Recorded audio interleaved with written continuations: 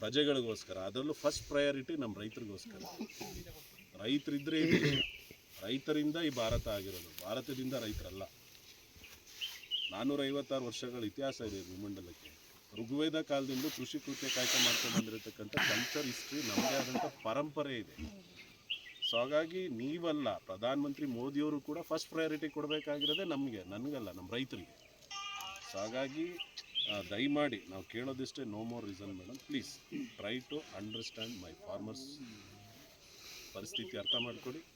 ದಯಮಾಡಿ ನೀವು ಕೂಡಲೇ ಅದನ್ನು ನಿಮ್ಮ ಪರ್ಮಿಷನ್ ಬೇಕು ಅಂದರೆ ನಾನು ಇನ್ನೂ ಒಂದು ಕೇಳ್ತೀನಿ, ಅದನ್ನು ಕೊಲ್ಲಿಕ್ಕೆ, ಅದನ್ನು ಕಿಲ್ ಮಾಡಲಿಕ್ಕೆ ಪರ್ಮಿಷನ್ ಬೇಕು. ನಾವು ಹೇಳ್ತಿರೋದು ಅದನ್ನು ಹಿಡಿದು ಪ್ರೊಟೆಕ್ಟ್ ಮಾಡಿ ನಮ್ಮ ರೈತರ ಜೀವ ಉಳಿಸ್ಕೊಡಿ ಅಂತ ನಾವು ಕೇಳ್ತೀವಿ. ದಯಮಾಡಿ ತಾವು ಒಂದು ಧೈರ್ಯವನ್ನು ನಮ್ಮ ರೈತರಿಗೆ ತುಂಬಿ ಒಂದು ಭರವಸೆ ಕೊಡಿ. ಅದನ್ನು ಹುಲಿ ಸೆರೆ ಇದೆ, ಕಾರ್ಯಾಚರಣೆ ಭಾಳ ಇಮಿಡಿಯೇಟಾಗಿ ಮಾಡಿ ಅಂತ ನಾನು ನನ್ನೆಲ್ಲ ಅನ್ನದಾತರ ಬರುವಾಗ ಅಂತ ಕೇಳ್ತೀನಿ. ಈಗ ರೈತರ ಪರಿಸ್ಥಿತಿ ಏನಾಗಿದೆ ಮೇಡಮ್ ಅಂದರೆ, ಈಗ ಸಮ್ಮರ್ ಟೈಮ್, ಇವಾಗ ಬೆಳಗ್ಗೆ ಒಂದು 6 ಗಂಟೆನ 4 ಗಂಟೆನ ಇವಾಗ ಒಂದು ಬೆಳೆನ, ಈಗ ಒಂದು ಬಾಳೆನೇ ಆಗಲಿ, ಒಂದು ಕಿಂಟರಿ ಆಗಲಿ, ಒಂದು ರಾಗಿ ಏನೇ ತೆಗಿಬೇಕು ಅಂದ್ರೆ ಅಬೌವ್ 6 ಮಂತ್ ಬೇಕು.